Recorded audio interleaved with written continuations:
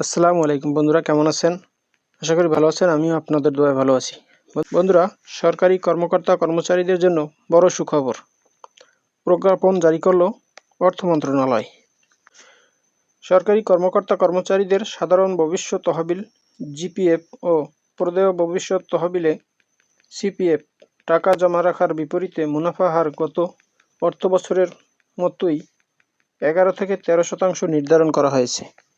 চলতি 2024 ও 25 অর্থবছরের জন্য এ হার নির্ধারণ করে বুধবার অর্থ মন্ত্রণালয়ের অর্থ বিভাগ প্রজ্ঞাপন জারি করেছে।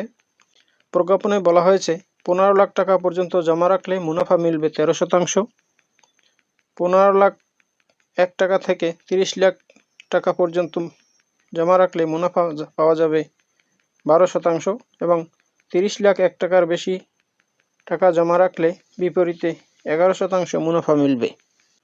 জিপিএফ সিপিএফে টাকা রাখলে সরকারি কর্মচারীরা একসময় 14-15% সুদ পেতেন।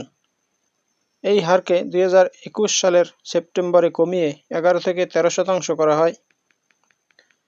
গত 2023-24 অর্থবছরে এ হার অব্যাহত ছিল। বুধবার নতুন প্রজ্ঞাপন জারি করে একই সুদ হার বহাল রাখা হয়। তবে সঞ্চয়পত্রের সুদও এত বেশি নয়, সর্বোচ্চ 12.55%। একসময় সরকারি কর্মচারীরা মূল বেতনের 80% পর্যন্ত জিপিএফের টাকা রাখতে পারতেন।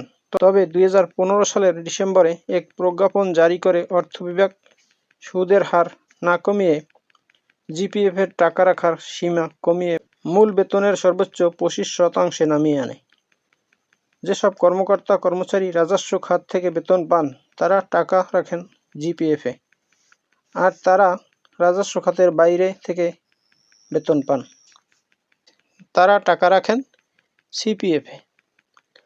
প্রজ্ঞাপনে বলা হয়েছে, স্বায়ত্তশাসিত সংস্থা ও কর্পোরেশনের মতো সিপিএফভুক্ত সব প্রতিষ্ঠানের আর্থিক সঙ্গতি একরকম না হওয়ায় তারা নিজস্ব আর্থিক বিধিবিধানের আলোকে প্রত্যেক প্রতিষ্ঠান তাদের কর্মচারীদের জন্য জিপিএফের স্ল্যাবভিত্তিক মুনাফার হারকে সর্বোচ্চ ধরে প্রতিষ্ঠানের আর্থিক সামর্থ্য অনুযায়ী মুনাফা হার নির্ধারণ করতে পারবে।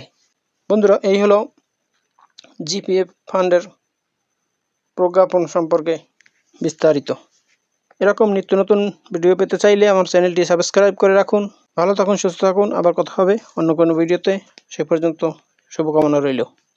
আসসালামু আলাইকুম।